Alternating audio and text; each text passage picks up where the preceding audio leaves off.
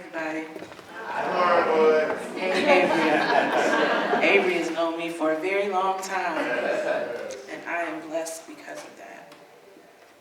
I am becoming more aware of what it means to age, to grow into a fuller, growner woman, to be much closer to 40 than I am to 30, to be too old to my cousins and still young to my aunties. I am about to enter what I have been told is the best part of growing up, the middle. And I am in the beginning of that middle. As a curious note taker, I have always watched how the women around me have grown into their fuller selves.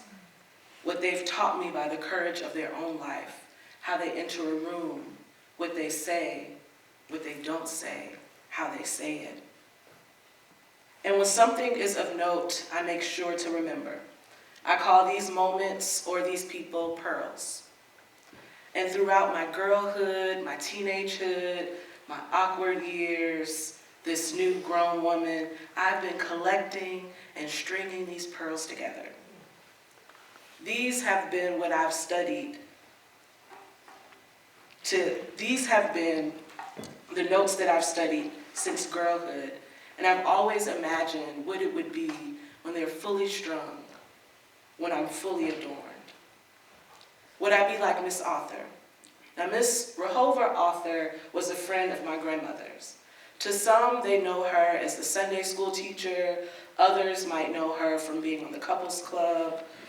They might have been schoolmates with her at Doolittle or Phillips High School or Wilson Junior College, or she may have managed them as the supervisor of faculty secretaries here at the University of Chicago in the Divinity School.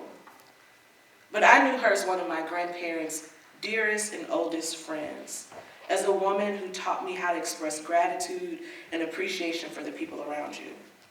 Now, one of my earliest memories of Mrs. Author was actually on her birthday. She had come to visit my grandparents with a gift in hand. And she was coming to give that gift to my grandmother. And I was really curious about this, because at 7 years old, I understood that things were the other way around. So I asked Mrs. Author, and I looked up, and I said, well, why did you come to give them gifts? And she looked down at me, and she smiled. And she explained to me that my grandparents were a gift to her, and how lucky she felt to have spent another year with them. And this was a ritual that she did every year. She would go around to her friends and give them gifts and tell them how lucky she felt to have spent another year with them. Now, my 7-year-old didn't understand the depth of this lesson, but I knew enough to take note, to put that pearl in my pocket, and to remember. Mrs. Author always acknowledged big and small accomplishments of mine.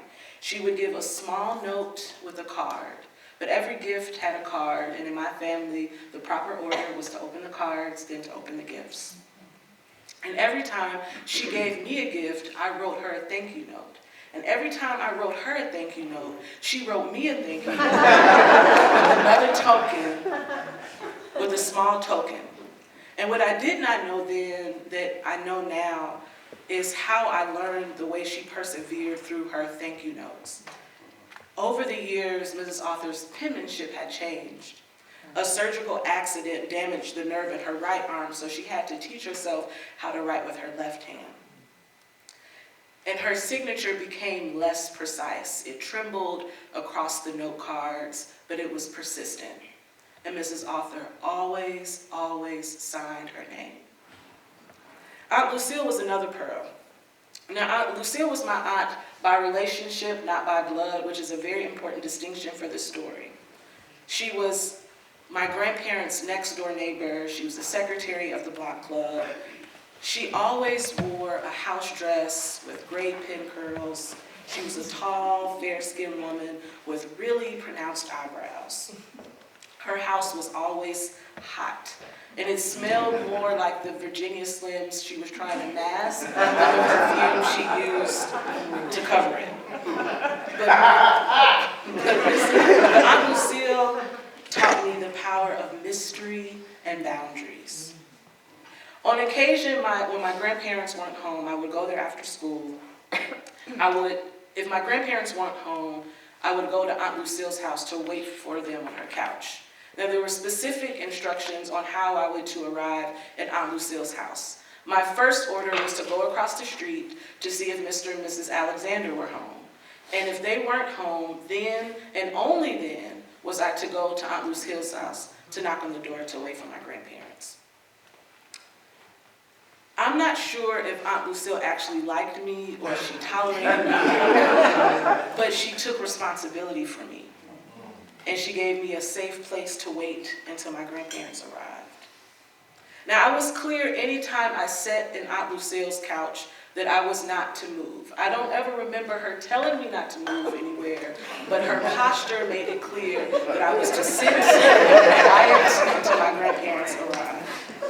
And sometimes I would ask to use the bathroom, and this was just a way for me to peek to see different parts in her house, right? And one day, just off the bathroom, I noticed a table where she would watch Jeopardy and do her puzzles. Aunt Lucille was a puzzle enthusiast. She completed hundreds and probably in my mind thousands of puzzles. She had gotten so good that she would get bags of puzzles with no display picture, right? And she would just have to use the pieces and feel the pieces to see how they fit together. She spent hours assembling these puzzles. She was a woman who lived collage, and that would be a lesson that I learned years and years later. Now, the mother or the grandmother of all pearls was my mother's mother, Louise Bird. My grandmother was born in Dyersburg, Tennessee, September 28, 1926, to parents who sharecropped and picked cotton during the day. My grandmother's job was to make sure they had a hot meal when they returned.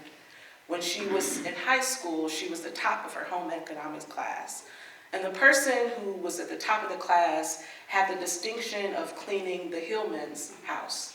And Miss Hillman was supposed to be the richest woman in Dyersburg. And as a teenager, after school, my grandmother would go and clean their home.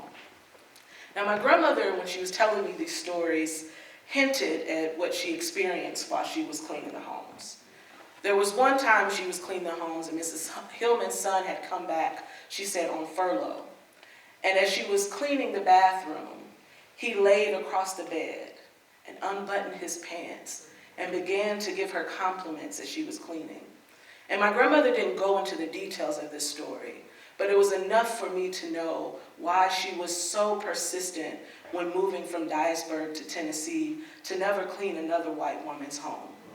And that was a promise that she made to herself, and that was a promise that she kept when she left Dyersburg and came to Chicago. Her first job, when she moved on 36th and Prairie, she knew the exact address, was working in the office of a furrier.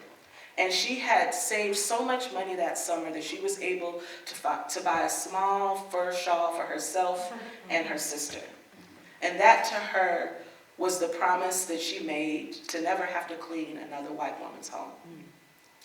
I learned a lot from my grandmother and picked up a lot of pearls along the way. Some of my favorite times of collecting pearls was when she would allow me to go with her on shopping trips.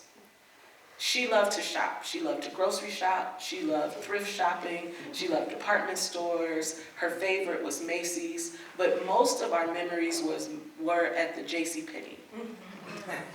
There's a lot that you can learn about keeping receipts, about checking receipts, about making sure you have every receipt ever in a card. And I remember one time she allowed me to go with her to the JCPenney.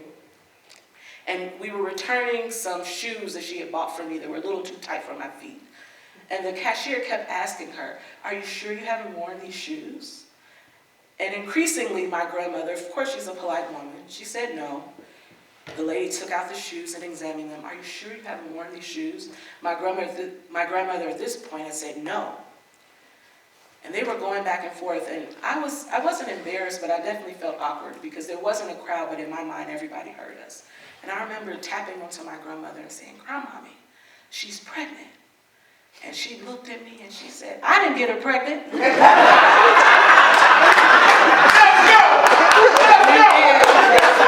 Not to interrupt any woman while she is making sure that she will always be treated with dignity and respect. the greatest pearls and all the pearls I collected were in the last 10 years of my grandmother's life. She had spent all of her life being accompanied to someone else. She left her mother's home and went into her husband's home and raised children. And then all of a sudden, she was left to be by herself. And I think about that time of aloneness and stillness as I'm growing into this womanhood that I'm getting used to. Because she taught me how to sit with yourself. And she taught me how to sit in silence. She taught me how to sit in discomfort. She taught me how to forgive things that happened years ago. She taught me that it was possible to change, even if you had become so accustomed to doing things one way. And so I say this, we are all pearls in this room. All of us giving and receiving parts of ourselves. So much of who you see now are just a collection of all the women that I got to sit and study, who were kind enough to pass a pearl, kind enough to take one off of their own string so that I can wear it. Thank you.